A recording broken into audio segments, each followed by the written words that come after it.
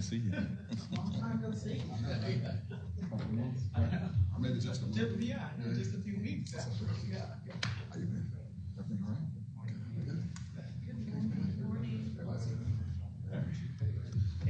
Hello, sir.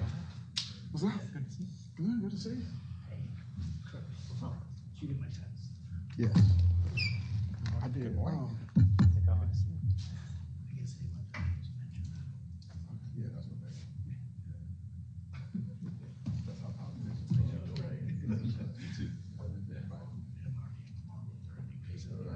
Yes, sir. Got you.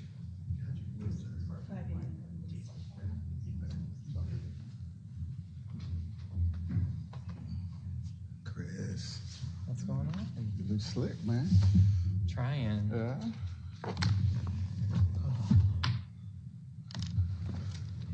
Hi. I didn't see that. I know, yeah, Natasha sitting there.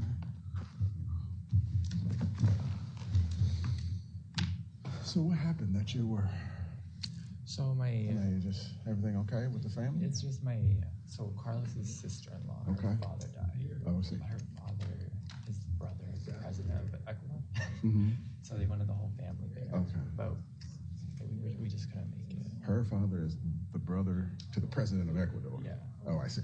Okay. So it's like they wanted the whole family there. Because Okay. like the president was coming in and Gotcha. just political things. Political show stuff. front Okay. stuff. But we're just like, we're not gonna go. You're not gonna go. But we already bought the tickets, so we pushed it. We're Push traveling the trip back at 2 weeks. Okay. We're just not going. Gotcha. Yeah. Well, I'm glad you're here. Yeah. I just was going to just prepare myself to stand up there and say Yeah. things. Just assemble some words together. You're. We're here, but I'm not gonna be here for the call with the judge. Okay. On the Next 14th. week. On the 14th. Oh, okay. Isn't it the 14th? I think so, yeah. I won't be in town either. I'll take the call, but I won't be in town. You won't be at all. I'll be in Mexico. You'll be in Mexico. I won't be there at all. Okay.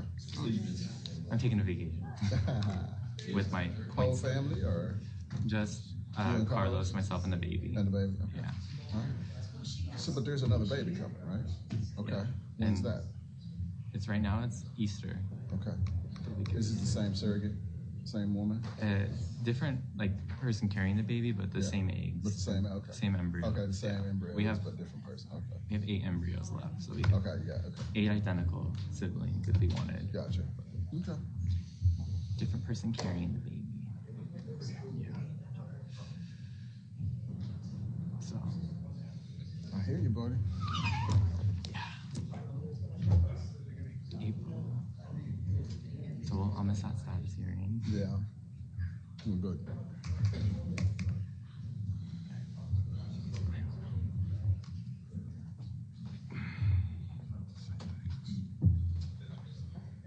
I can't remember. Is this a public comment? No. Okay, good. We got one email yesterday. Those take forever. Do a lot of people. 7, 8 people. It's like a city council. Yeah. It's like I said, that's exactly what it is. Yeah, just like that. And they talk about things completely unrelated to the consent decree. They start talking about complaining about the city in this way or complaining about the city in that way.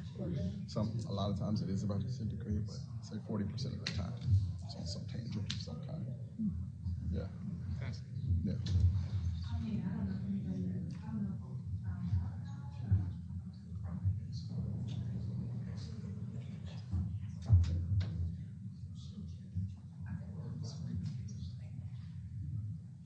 Chris, you've probably had more federal court appearances than most attorneys in the state.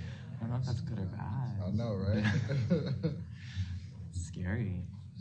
So who's the Okay, this is just a reminder to everyone in the gallery. All participants are reminded of the prohibitions regarding photographing, recording, and broadcasting of court proceedings. Participants who violate local rule 1302 may face sanctions, including restricted entry to future hearings, denial of entry to future hearings, or any other sanctions deemed necessary by the judicial officer. Thank you. Shit, I forgot what I was gonna ask you. Oh well, it'll come back to me at some point. He said who's going to be. I don't know. Oh yeah. Okay, now I remember. I was asking about the consent decree coordinator, and there was an app. Is there an applicant that we were looking at, or has that That's come and gone? Okay. not. I'm not involved. You're not involved. Okay. So it's with John and Chief. John and Chief. Okay. I think they have someone. Okay. All right.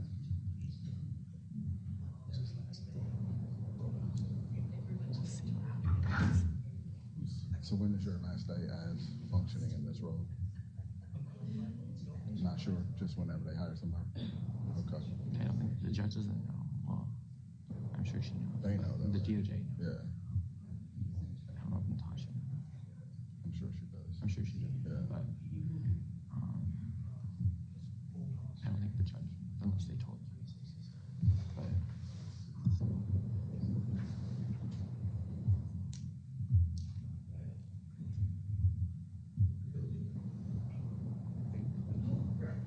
It'll be all right. We'll be fine. Yeah. Is Octavia out in the morning? Has she been gone for like a month or something? She's out. She had surgery. Okay.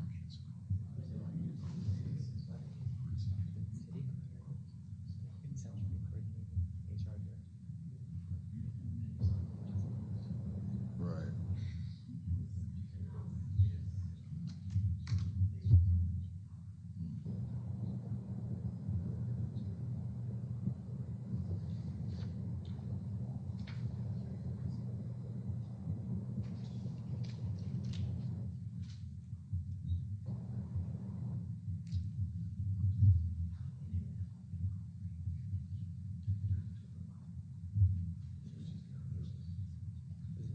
Her old.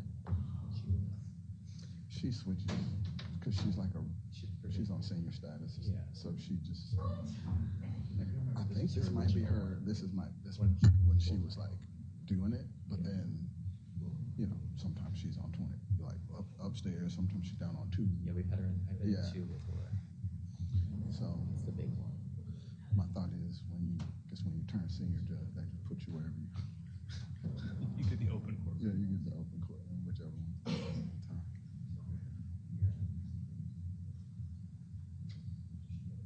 My old boss is on her floor. Oh, is that right? And that north, 14. So these are like your old stomping grounds. It's kind of fun to be back. Yeah. Yeah. Kate was on our team. Okay, Yeah, our work team. gotcha.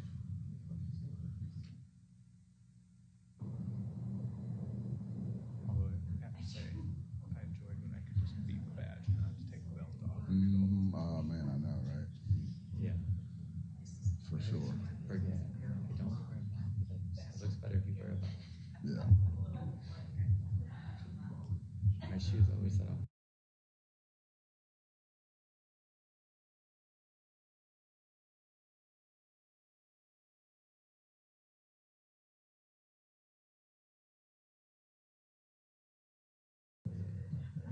Detective, so. Yeah.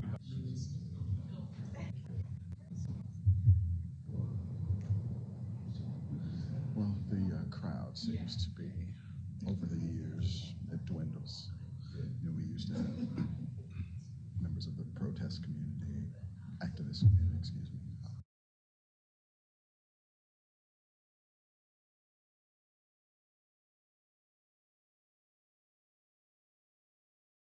I want to call them protesters.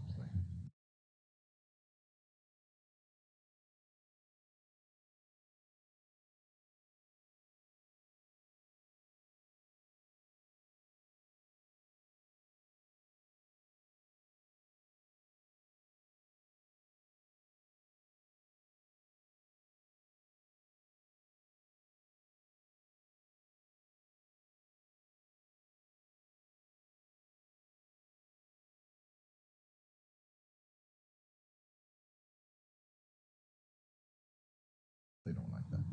Members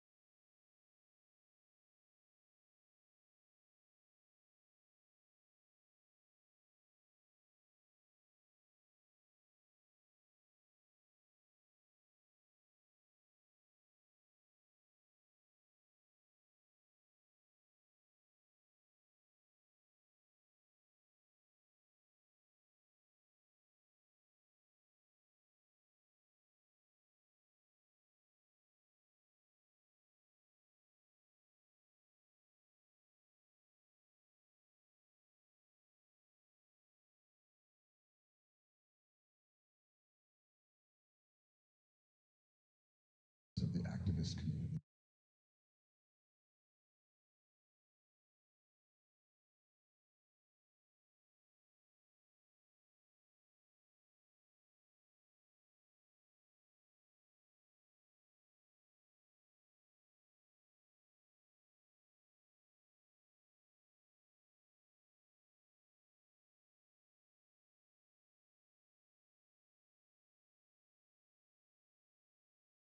People who were very active in Ferguson 2014, 15, around the time of my son's death and that kind of stuff.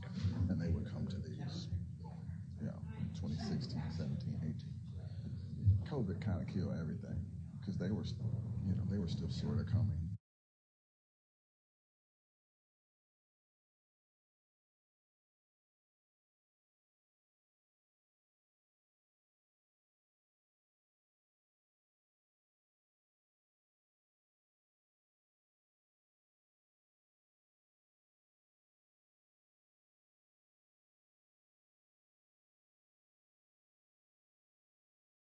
They were kind of dying off, but still sort of coming.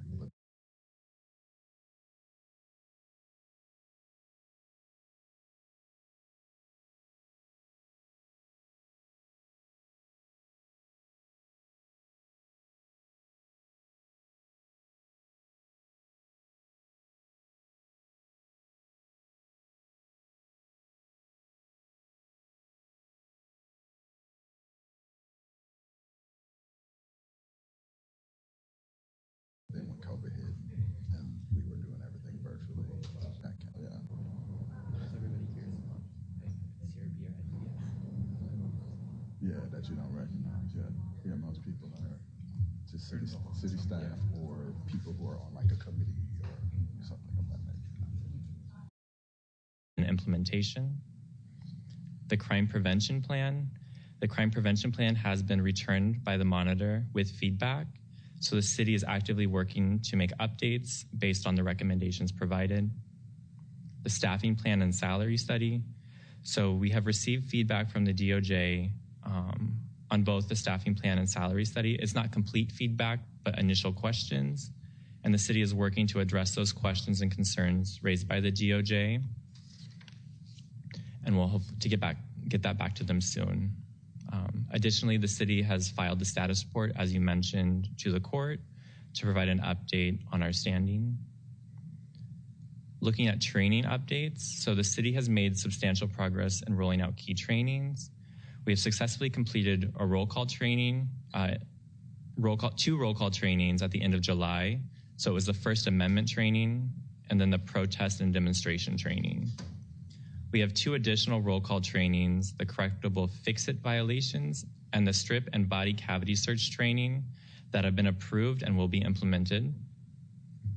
The city has also submitted several important policies to the DOJ for review, including the drone policy, the PTO policy, the GPS policy, the flock camera policy. Additionally, the TASER 10 policy is ready for public comment and will be posted on the city's website in early November. I'm giving a shout out to Pat Washington, who has been working closely with NPSC, or the Neighborhood Police Steering Committee, to finalize the neighborhood police recommendation policy that was submitted to the DOJ yesterday. The crisis intervention training, or the CIT training, the city has continued to make progress on the CIT program. We have identified officers in 3 of our 4 squads to be CIT trained.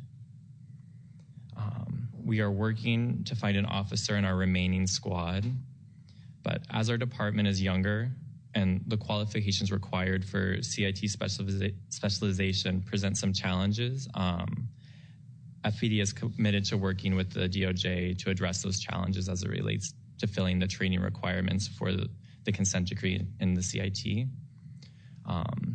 During the recent visit with the DOJ, we discussed some concerns in regards to the CIT, and we're working to build crisis training around some of those concerns, or bulk up our training around some of those concerns.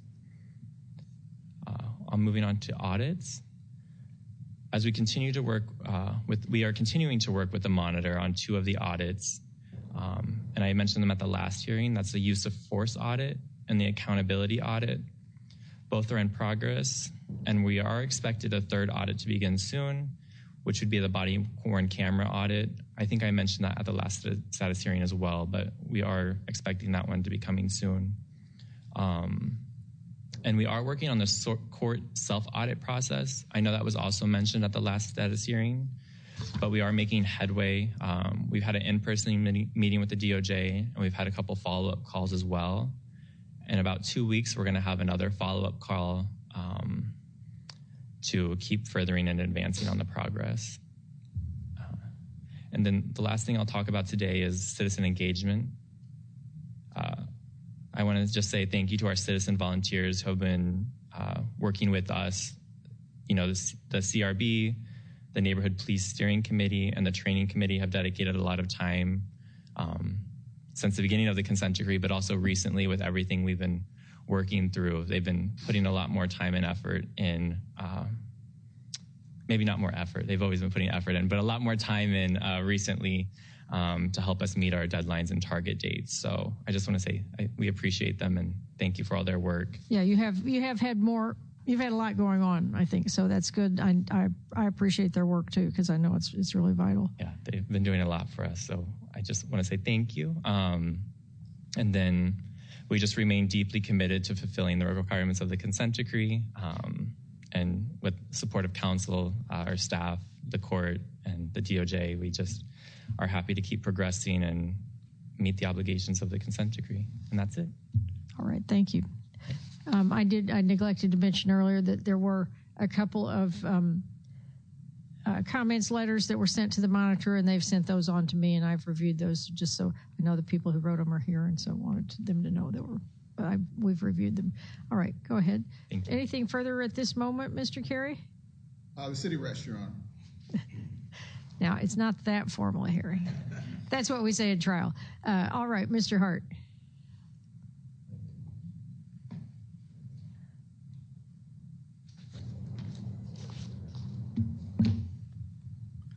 Your Honor, first we want to be good morning, and also want to say good morning to all of the city officials who are here, and the officials from the Ferguson Police Department, folks who are online, and members of the community who are here today. So I want to echo the comments that Mr. Crable just said about the progress from between the last court hearing and today. This has been one of the most productive periods in the life of the consent decree. And that is in no small part because of the efforts of a lot of the people in this room. Chief Doyle, Chief Hampton, Lisa Stevens, Pat Washington, Captain Dilworth. Pat Washington is not in this room, but all of those people are part of this team now that seems to be working together productively.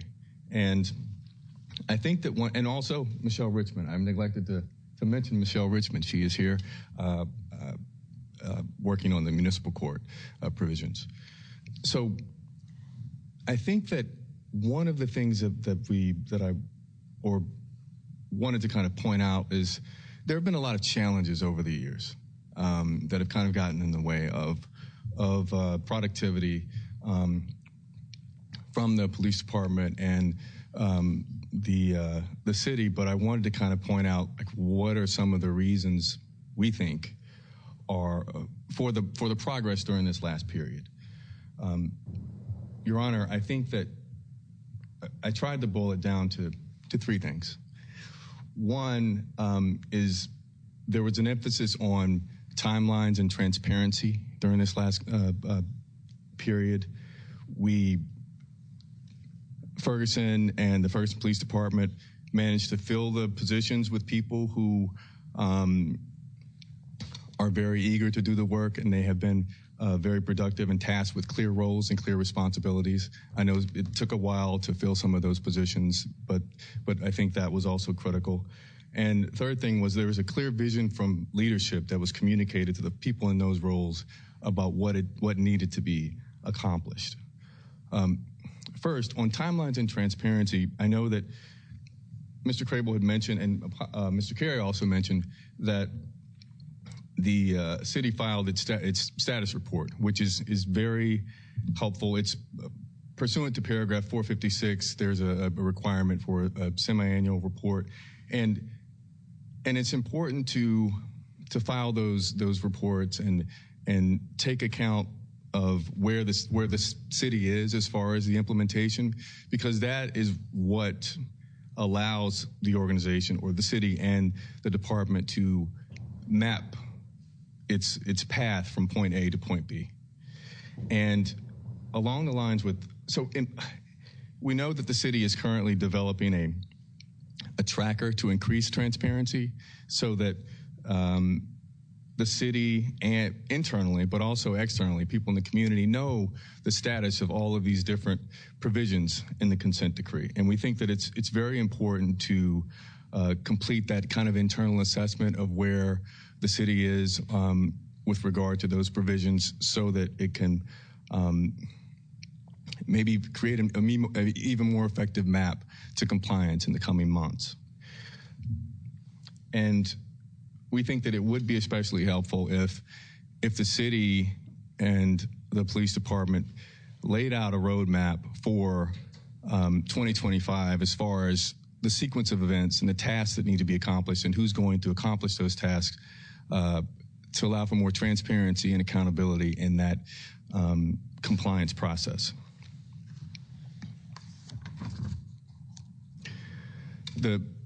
So secondly, I had mentioned that the city put the right people in place. And I think that there have been good people in place before, like during the course of the implementation. I know Captain Dilworth used to wear, or maybe still does, like a lot of hats. I kind of stopped counting the many hats that Captain Dilworth wore. So now there was kind of a spread, and people. Lisa Stevens has been doing a wonderful job with making sure that the training implementation process has been moving forward fairly quickly. And there are a number of trainings that are kind of in the works and need to be developed, and I won't detail those here, but having her in place along with Captain Dilworth really helped to move the training provisions forward. Pat Washington, that was a position that was created, not required by the consent decree, like the training coordinator, but created by Chief Hampton and Chief Doyle because they saw a need for it. And Pat Washington has been critical in engaging the community and getting feedback on items like the community policing and engagement plan and the crime prevention plan that require community input. And she's been moving the ball forward there. So just wanted to emphasize that having the right people, having people in place, and fulfilling those roles or responsibilities or positions is critical to the city's continued success. And we're in a period now where I'm not going to say it took a long time to get here, but there have been moments in the past where there was not that kind of matchup between, having responsibilities distributed to, effectively distributed across different positions and people in those roles who really were producing good work and being timely. The last thing that I mentioned was when leadership communicates a clear vision to the people producing the work, that also enables folks fulfilling those responsibilities to be more accountable for their tasks. And I think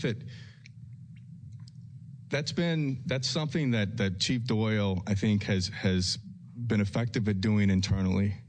I think that it's also something that is to the leadership and the higher levels within the department and the people who are assigned to consent decree compliance tasks. We also think that communication of a vision and the expectations from leadership is important for community policing in general and fulfilling the responsibilities of all of the provisions of the agreement from the chief all the way to the line officer.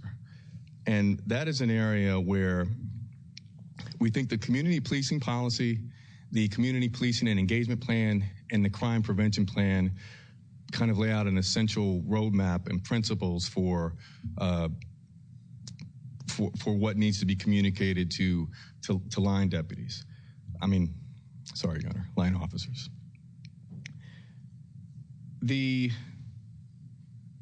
So those three things, we think the vision, the timelines, the roles were critical to the success in this last period. Now, FPD has some exemplary officers and supervisors, and the department is lucky to have them, and Lisa Stevens and Pat Washington, among others, and I think they recognize that. And there are also some officers who sometimes struggle to engage the public in a way that is consistent with FPD policies, the consent decree, and the chief's expectations.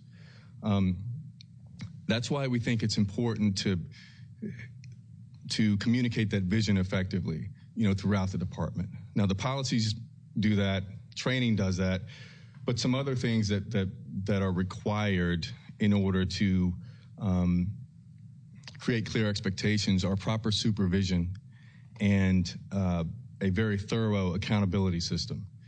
Now, Ms. Tidwell is currently undergoing an audit of the accountability audit, and I think that a notice will soon be released for the body-worn camera audit. And those are two things, the body-worn camera requirements and the accountability requirements will be important to creating clear expectations for the officers within the department.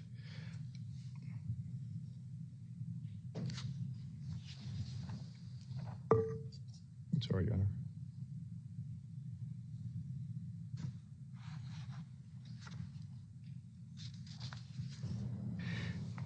There are a number of consent decree requirements that specifically focus on supervision, promotions, and accountability. And in the next few months, those are areas where, in addition to the training requirements and the policy requirements that are still outstanding, DOJ is going to be focusing on supervision, promotions, and accountability. And would like for the city and FPD to also kind of outline their vision for how they will fulfill or implement the provisions of the agreement that relate to supervision, promotions, and accountability.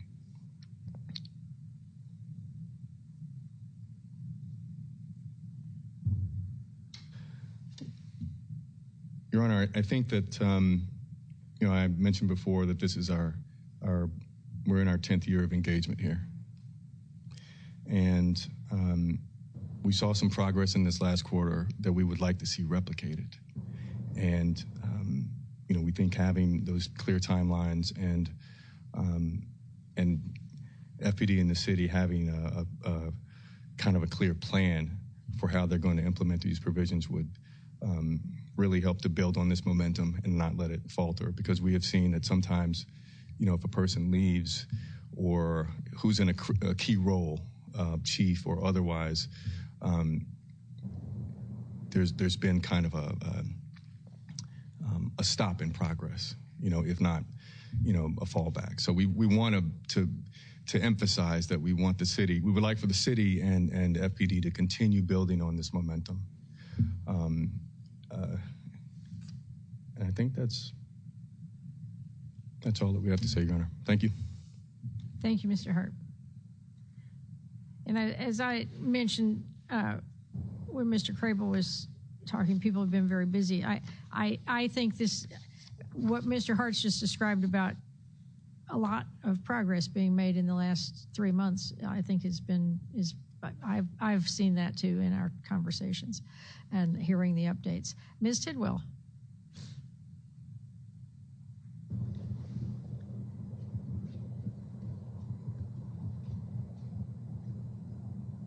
Thank you, Judge. So once again, the parties have covered most of what I was going to say, so I'll try not to retread old ground. But good morning. I want to thank the members of the community who continue to engage meaningfully in this process, especially those who took time to submit written comments to the court in advance of today's hearing, Cassandra Butler and Alan Miller, who are both here today. The monitor's semi-annual status report, Mr. Carey mentioned, has been reviewed and approved by the parties, along with a report of the initial phase of the monitoring team's use of force audit.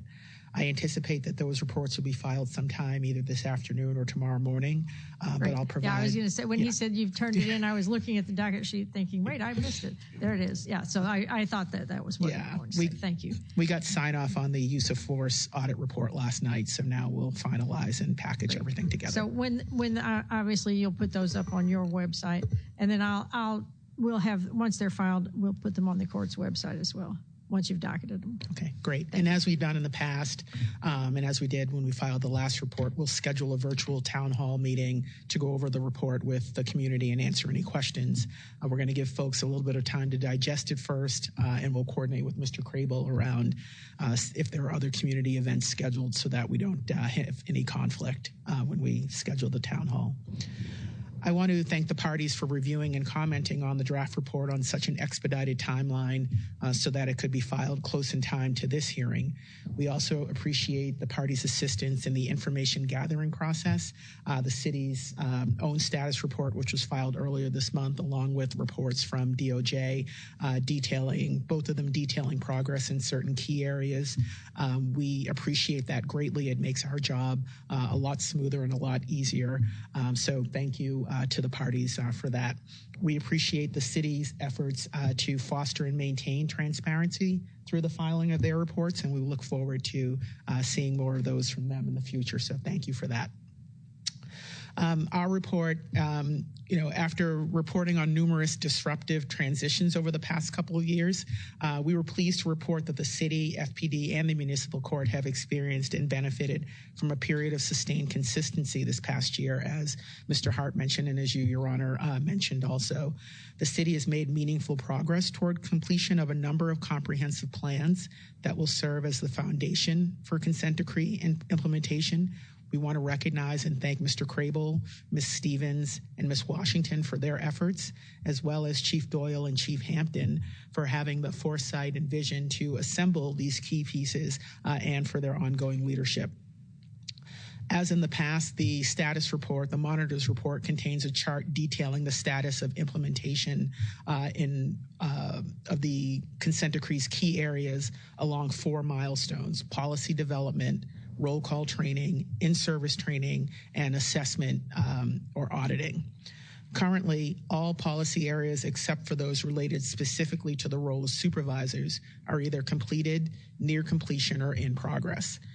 As to the supervisor-related policies, as I'll discuss a little bit in detail in a bit, the use of force audit revealed some lapses in FPD's supervisory responses to an investigation of use of force incidents.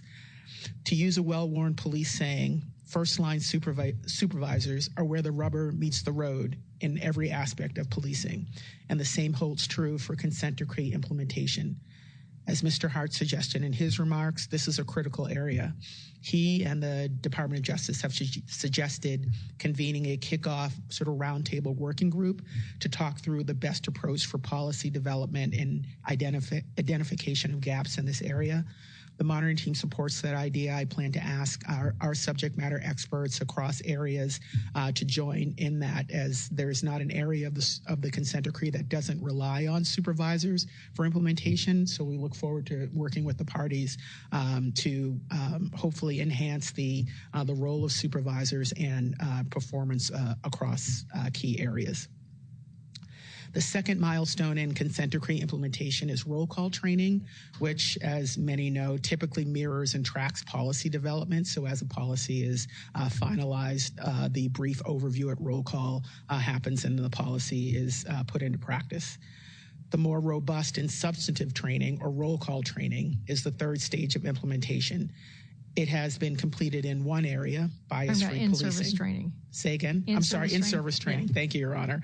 The third stage is in-service training, which has been completed in one area, bias-free policing, but a few other areas are currently in the process of being developed, including the body-worn and in-car camera in-service training, which the monitoring team is reviewing and hopes to have its feedback to the parties sometime next week. And finally, the last stage of implementation, assessment and auditing by the monitoring team. Although in-service training in the use of force and body-worn cameras are still in development, the monitoring team and the parties determined that it was appropriate to audit in these areas because FPD has essentially been operating under these policies for several years. So they were ripe for auditing, and we are working on audits in both of those areas. Just a few notes on some of the key areas of the consent decree: community policing and engagement. As the parties mentioned, during the reporting period, the monitoring team completed its review of the city's crime prevention plan. While the plan did a great job of detailing the role of FPD's internal operations in implementing the city's crime prevention strategy, we thought that there could be a stronger articulation of the city's plan to keep the community informed and engaged in the plan's implementation.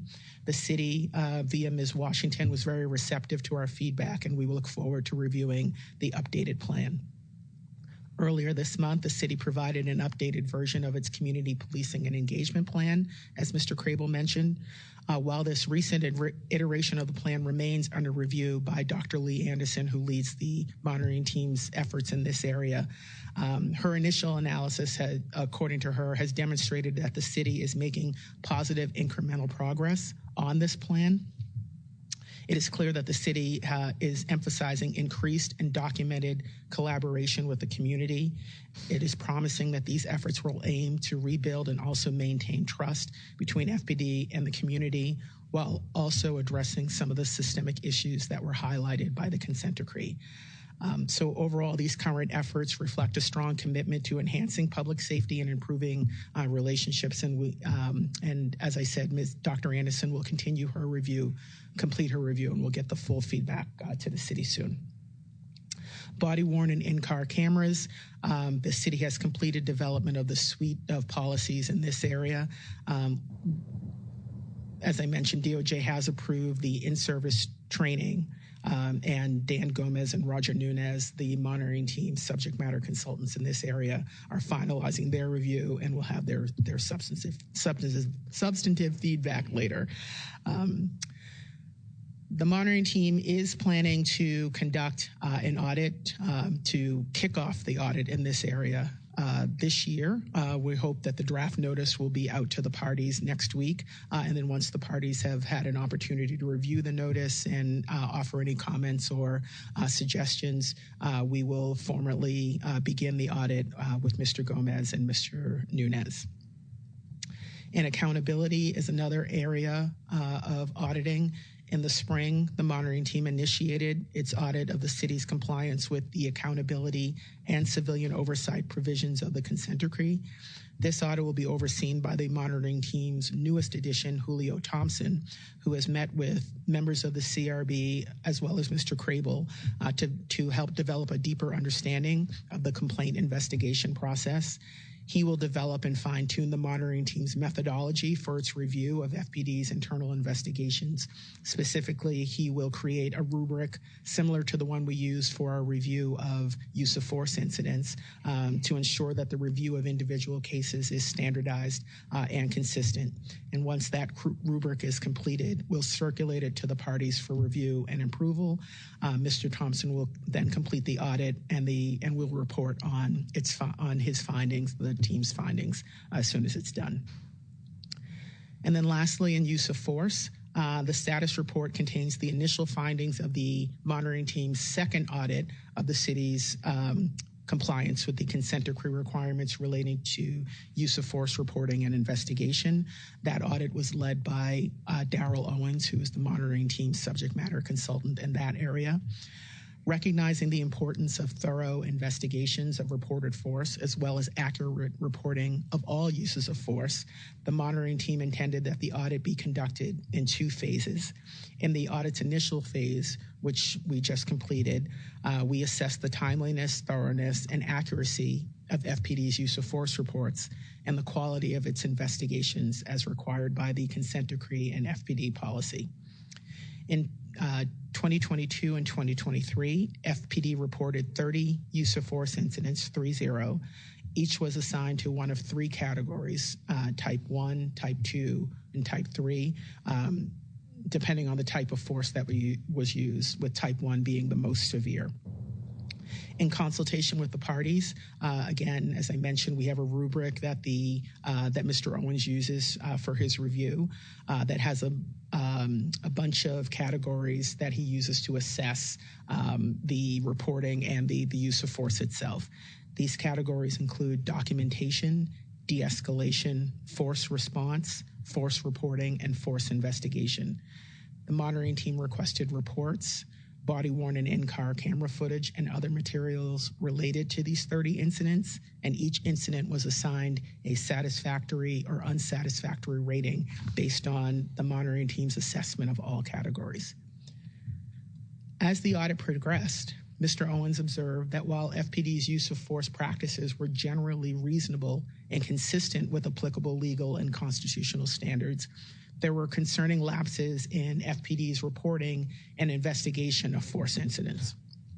So to better illustrate sort of this dichotomy, the monitoring team divided its review into 2 separate areas. One, whether FPD officers used force in an objectively reasonable manner, and then 2, whether FPD's reporting and investigation of the force comported with existing policy and the consent decree, and I'll discuss each of those sort of separately. So when evaluating solely to determine whether force was objectively reasonable and proportional, the monitoring team assigned a satisfactory rating to 25 of the 30 reports reviewed, 83%. The monitoring team generally observed that in these encounters, FPD officers used force that was necessary, legal, and consistent with training, policy, and the consent decree. Additional observations from the satisfactory reports or investigations included that the level of force employed by FPD officers was generally objectively reasonable and proportional to the level of resistance, and that in most instances, where feasible to do so, FPD officers made efforts to de-escalate, stabilize, or slow down the incident. There's additional detail about the cases rated satisfactory in the report. The remaining 5 of the 30 incidents reviewed were assigned an unsatisfactory rating. In the monitoring team's view, FPD's use of force in these cases was either objectively unreasonable, lacking appropriate de-escalation, or disproportional. These incidents are also discussed in slightly more detail in the audit report. The second sort of piece that we carved this phase of the audit into was an assessment of the reporting and investigation of FPD's use of force. Through that lens, the monitoring team observed what appeared to be a systemic failure in FPD's categorization of force incidents by type, and a troubling absence of accountability where it appears that officers use force in violation of applicable policy or the consent decree. At the conclusion of the first audit last year in this area, we noted that the quality of FPD's force reporting and investigation appeared to be trending upward, due in part to the completed development of policies in the area and the anticipated implementation of new use of force reporting software. And while this new software can enhance FPD's ability to track use of force incidents and identify potentially problematic patterns, FPD cannot fully harness the technology's capability without better performance from those with primary responsibility for reporting and investigating force incidents, and that's the supervisors. When assessing FPD's reporting and investigation, the monitoring team assigned a satisfactory rating to only 15 of the 30 incidents. and 11 of the unsatisfactory reports for investigation. Type 2 force, which is the second level of force, was categorized and misreported as type 3 force. These incidents, if correctly reported, would have triggered supervisory investigations. So for type 3 incidents, no investigation is required under policy and the consent decree, but for type 2 cases, force must be investigated by the supervisor. So 11 incidents were the use of type 2 force, whether takedowns or the use of electronic control weapons, but they were reported as type 3 force. The results of the monitoring team's review of actual force investigations were mixed. In most instances, supervisors avoided the use of pattern language or boilerplate language and did an admirable job of locating and interviewing not only the involved officers, but also non-FPD witnesses to the underlying incident. The resultant reports largely consisted of detailed accounts of the incident itself, the type of force used, officer efforts to de-escalate the situation to avoid or minimize the use of force, and the level of force and resistance encountered. However, these investigations also included the aforementioned misclassifications in the type of force employed, cursory and delayed investigations, and the absence of accountability for obvious policy violations, particularly in officers' use of electronic control weapons or tasers. This, again, stands in sharp contrast to the cases reviewed in the first audit, in which FPD recommended and implemented remedial measures, including verbal counseling and training, when deficiency and policy violations were identified. The monitoring team previewed its findings for the parties prior to completion of the report and in anticipation of its filing with the court. In a subsequent meeting, the DOJ engaged its own subject matter expert to lead an open and productive discussion of the incidents detailed above, as well as other issues. The monitoring team is heartened by FPD's willingness to accept feedback and by the parties' shared commitment to improving FPD's use of force reporting and investigation capabilities so that substantial compliance can be achieved in this critical consent decree area. Phase 2 of the audit, we are officially notifying the city that we're ready to start with phase 2, which asks that the city provide the number of arrests in for a certain number of enumerated offenses that even though force was reported, based on our experience, force may have been employed in those instances. So we are auditing to determine whether FPD is accurately reporting force when it happens. So we anticipate that we can complete phase 2 of the audit by the end of this year. So I will conclude there unless the court has questions. It's a lot to report, yes. And I look forward to seeing it in writing. I think that it is encouraging that the use of force in general was appropriate in terms of the actual use, but of course we do need, for this to work, everybody's got to do the reporting and know what to investigate and do the investigation. So, but it sounds like it's moving in the right direction, and I hope, and I'm also appreciate the city's willingness to work more on this, with the tasers and other things that are obviously issues, and the reporting obviously issues of concern. Okay, no, that's, I think that's, I don't have any other questions for you. Okay. Mr. Carey, do you wish to respond to any of the things that either of the other side has said here, or are you? I do, Your Honor. Okay.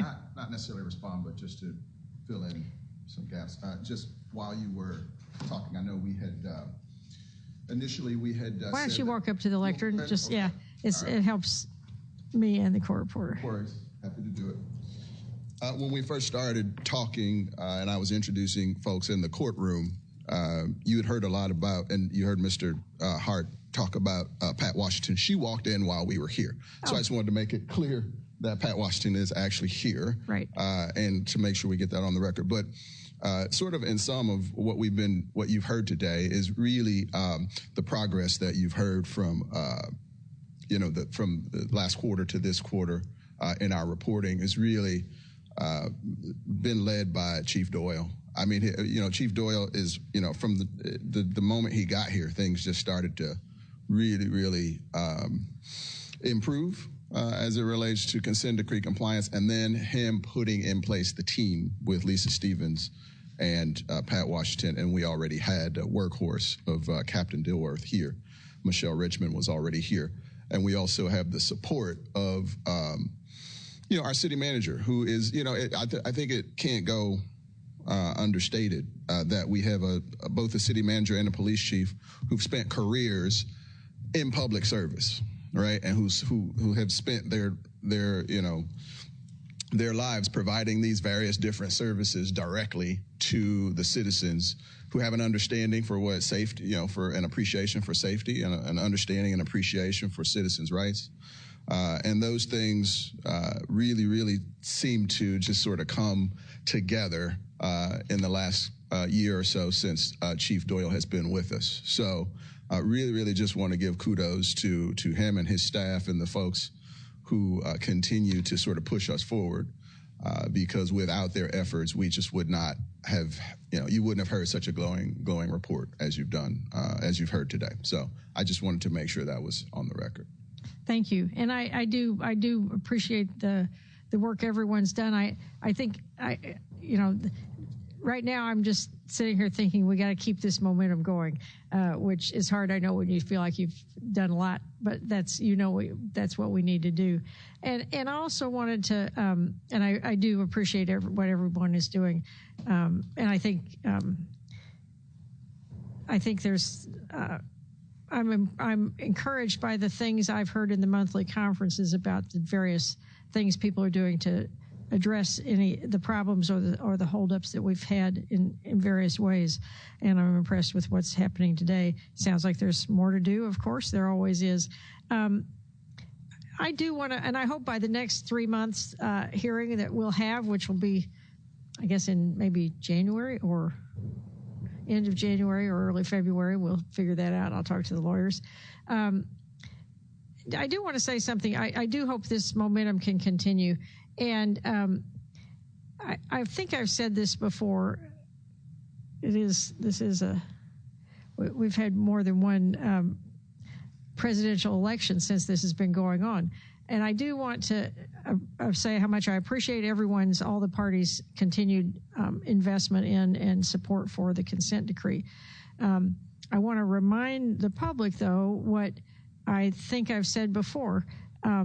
The consent decree isn't just an agreement between two sides. It's my order. I've signed it. It's an order I have the ability to enforce. I am very confident that no matter what happens in the change of administrations, whatever happens, that the Department of Justice will continue to be supportive and do what they're doing, and of course that the city will too. And so, to the extent anyone worries about that, just remember that you can't just the parties can't just back out of it or change their minds. That's not how it works when you have a court order. I have another case, completely unrelated to this one, where one of the parties testified or argued that, she thought the consent decree was just like a contract, and if she broke the contract, the other side would have to take her to court and sue her. She didn't think that she would get in trouble for it. And that's not right. And actually, she knew better too, but that was what she said. So I just want to make sure everyone understands it is my court order as well, and I know the department understands it. So I appreciate everyone's continued commitment to it, and let's keep up the momentum because you're in a good place. All right. Thank you all very much.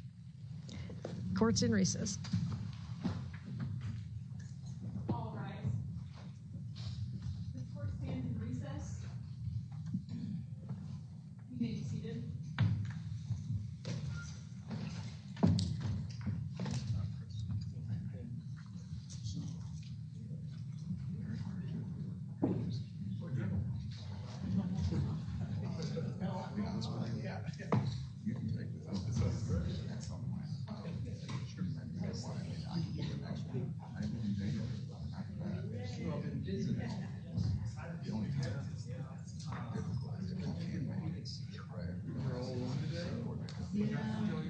I know, yeah, they all deserted me, Alan. That's just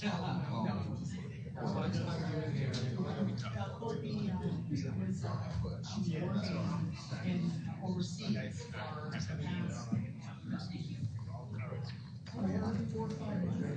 just getting back.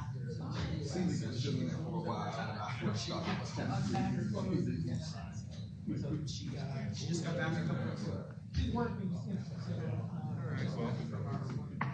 Thanks for coming. well, her firm, we're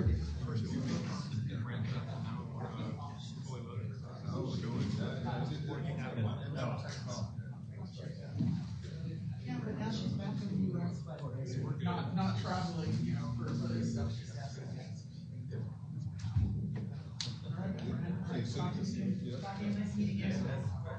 Bye, Mr. Crable.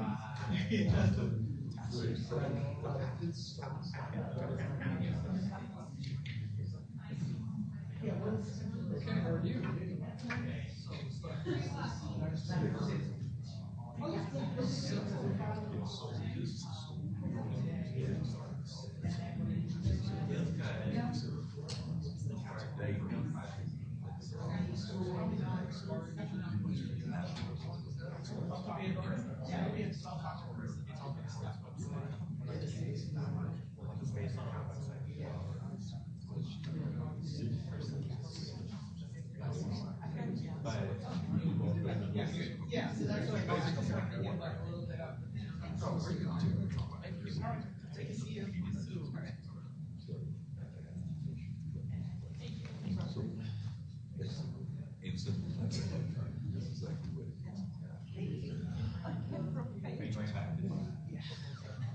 And I think I just got to think my flights.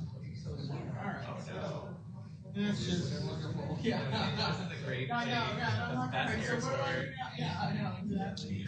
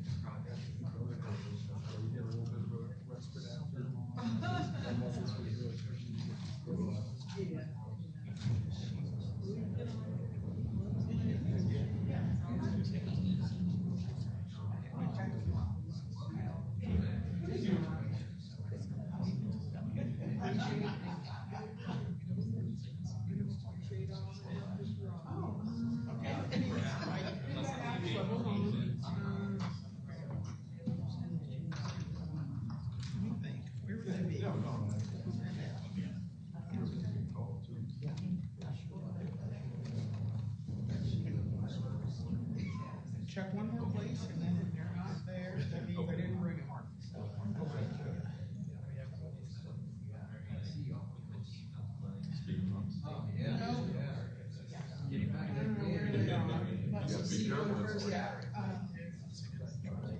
I'll stay in touch. Yeah, thank you. I appreciate it. You did all right there. I'll be in touch. Everybody? I do have.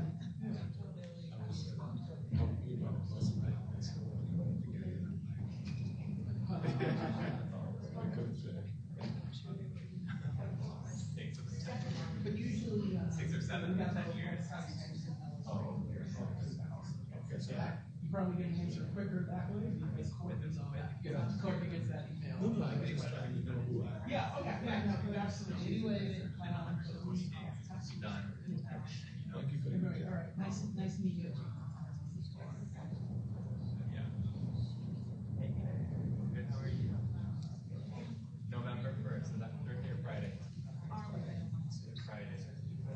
Friday morning. I'm there around 8:30, that's when we open. So, either at 8:30.